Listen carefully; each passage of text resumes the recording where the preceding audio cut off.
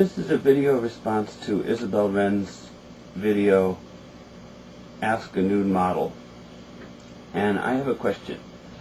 As a nude model, what do you think of the various possible policy responses to global warming? For example, you have carbon taxes.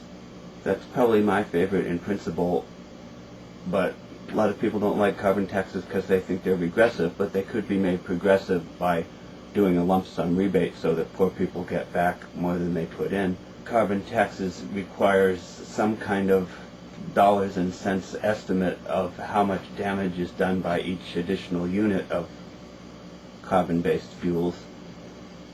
So it's very hard to make an estimate of that is meaningful, especially since the response is probably nonlinear. And also there's probably a political problem, just given the fact that people don't want to give up their high carbon lifestyle. People are going to be unwilling to accept a carbon tax because it puts a tax directly on that. And then, of course, there's a cap and trade system, which is similar in some respects, but it does have the advantage that it allows you to set a specific level of carbon that is considered acceptable.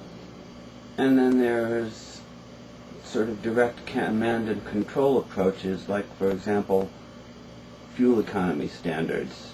Now, the problem with those is that they can have unintended consequences, like, for example, the fuel economy standards that we have now have encouraged the production of SUVs, which are technically classified as trucks and therefore have more lenient fuel economy standards than cars.